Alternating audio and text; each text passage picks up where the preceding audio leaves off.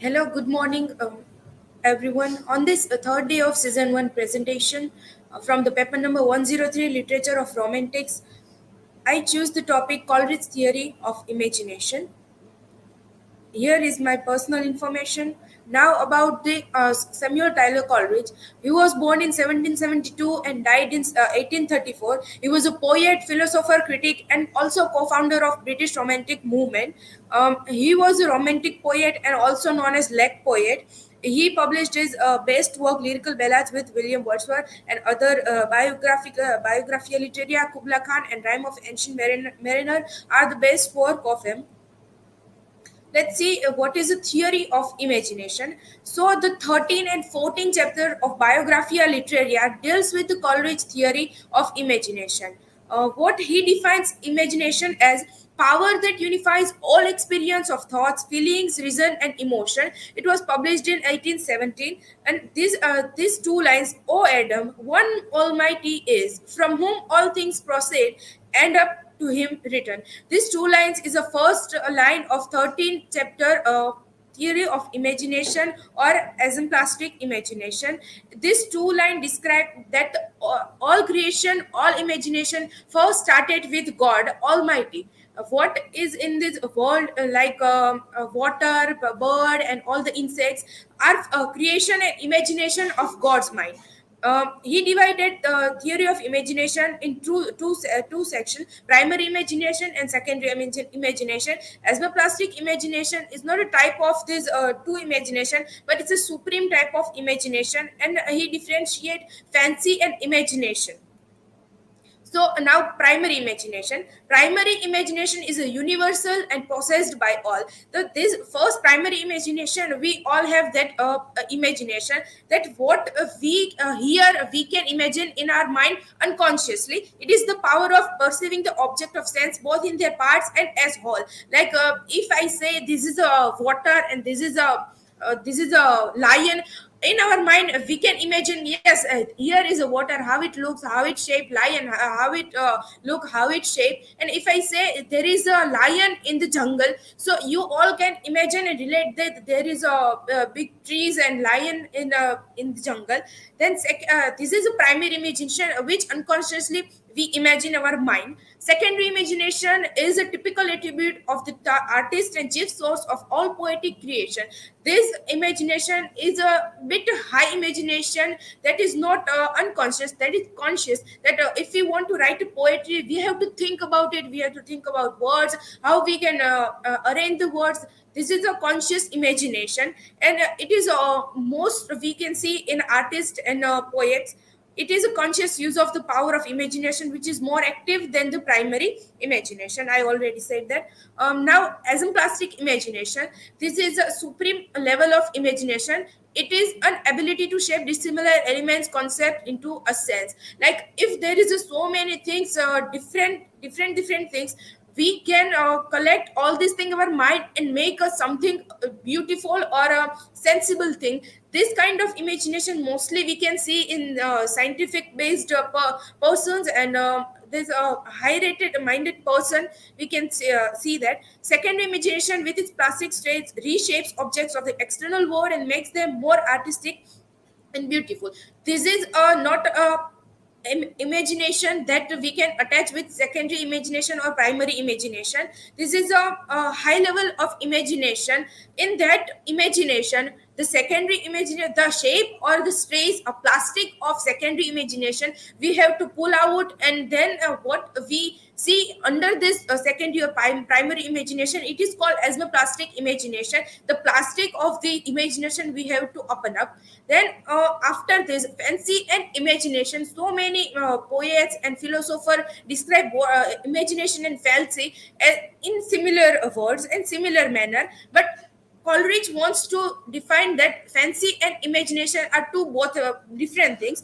Fancy is a simple kind of a memory or mechanical process of mind, and imagination is a described as a mysterious power which is responsible for constructing whole. Coleridge considered fancy is inferior to imagination. That fancy is lower than imagination. Imagination is something higher than fancy. In fancy, we can only imagine things. that this is a computer. Okay, we imagine, but it's a fancy, call it fancy. Then what we imagine that how this if we see computer, we can imagine how it is worked, how many wires are plugged in this computer. This is called imagination that takes so much. Now, what we understand by the word imagination, when we heard imagination, we things like in previous when teacher says that let's draw the kudrati drashya, see, we use that word, and when we do that, we used to draw this sun and all this thing. In our mind, this is a kudrati drashya image. Then Albert Einstein also say that imagination is more important than knowledge. Knowledge is limited, imagination encircles the world. Like imagination is more important than knowledge. Okay, we have that knowledge, okay, we know that, but how can we relate everything if we can't imagine anything? The imagination of the shape of heart, and in reality we see that what is heart do, like pump blood and do that thing, and structure in a body. But what we do of heart, we shape like this and do that, it is a love.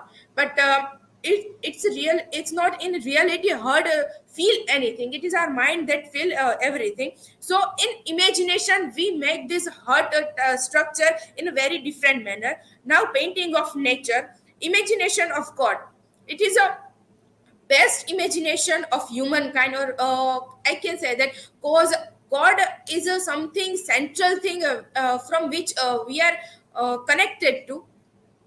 What if we imagine that no proof of God, like the person see the God, that I see the God and I have no proof. But what proof that we call that there is a God? We imagine God's structure, that how they look like Saraswati Mata. If we imagine, or I say Saraswati Mata, so we all imagine a veena in her hand, a white sari with a lady. That is imagination of God. And other God imagination too. Thinking activity workshop in English, in our department, English department, we also had this thinking activity workshop. In that we imagine so much thing, we open up our inner sides, and we imagine and related so many things. So here is my work citation of painting and information that I gave. Thank you. I completed my presentation. The stage is open for questions.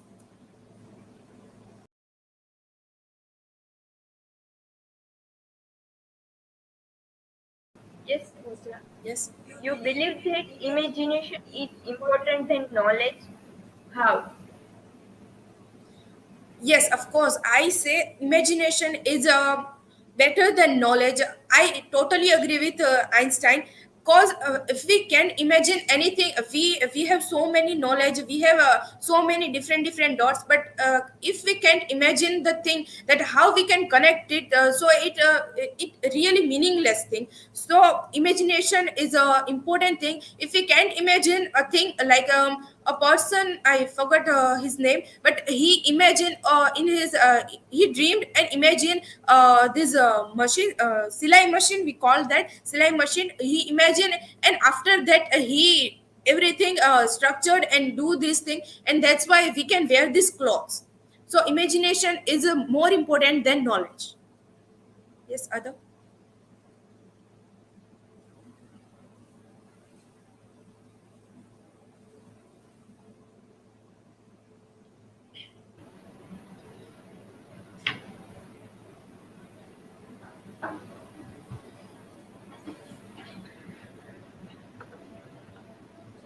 Hello, Pooja. How do you think Coleridge has been successful in defining the concept of imagination and fancy? How he successful in imagination, we in the lyrical ballads, we see that Wordsworth and Coleridge both write poems in lyrical ballads, but the poems written by Coleridge is more spiritual and imaginative in his sense. He is a way better to think imaginative thing, and more that's a spiritual kind of thing in his mind. And who has this kind of thinking, they can relate things and attach things, also differentiate things more clearly than others, and that's why he also succeed to define fancy and imagination. Thank you.